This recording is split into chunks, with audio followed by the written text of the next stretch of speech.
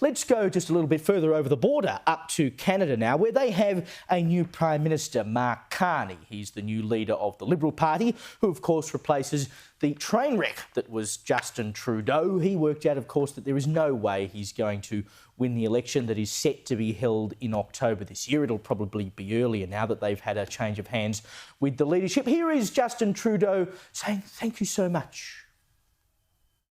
On a personal level, I've made sure that every single day in this office, I put Canadians first, that I have people's backs.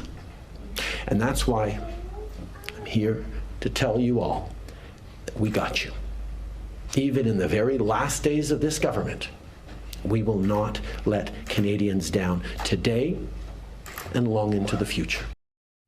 Oh, it's all very sweet, isn't it? So, of course, sniffing the wind and realising what's happened south of the border in Canada, in the United States, where Trump has just swept to power because, of course, people are sick of left-wing politics and left-wing people doing what left-wing people have been doing, which is basically not listening to what's going on in their own countries.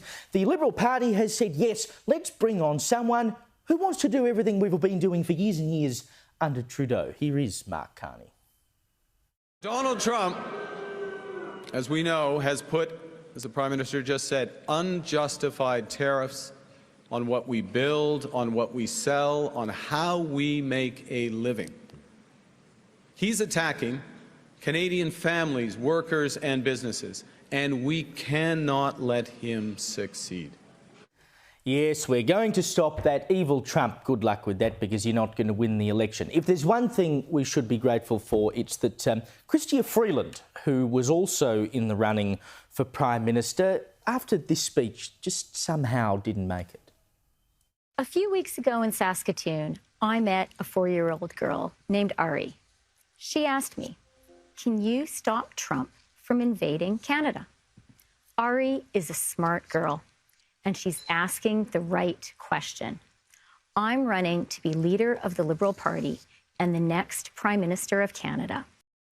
So I guess Canada is at risk of being invaded now because she didn't get the Prime Ministership. It's bad, but it could have been worse. She went further than that. She's actually asking for the UK and France to enter into a pact with Canada to provide a nuclear deterrence to Donald Trump from ever invading Canada, which just shows you where the Canadian Liberal Party is, that they have nothing at all to run on other than turning Donald Trump into the ultimate bogeyman who's going to invade Canada. And if anyone thinks Trump and America are going to invade Canada, they deserve to have, Mark Carney as their Prime Minister. The other interesting thing, Liz, about the Canadian Liberals is less than half of those eligible to vote for the next leader of the party to replace Trudeau, less than half of those eligible bothered to vote.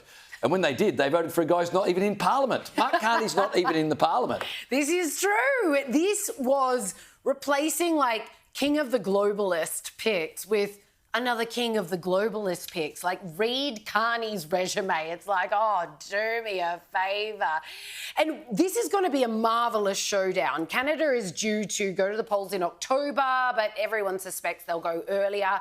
This will trigger some sort of a snap election. It'll end up being earlier because they're ready for a showdown now. But it's this Carney fellow versus the Canadian Trump in Pierre Poilievre, or however you want to pronounce his last name. I've heard so many different versions, even I'm confused now. But this guy has been heralded as the Canadian Trump, and I think these guys are about to find out just how much Canadians actually don't mind themselves a little bit of Trumpism. Well, you know, in Australia, you'd never let a carny run the country, would you? But apparently in Canada, that's okay. No, but they have now got a former banker leading their country. And didn't Australia have a former banker leading our country?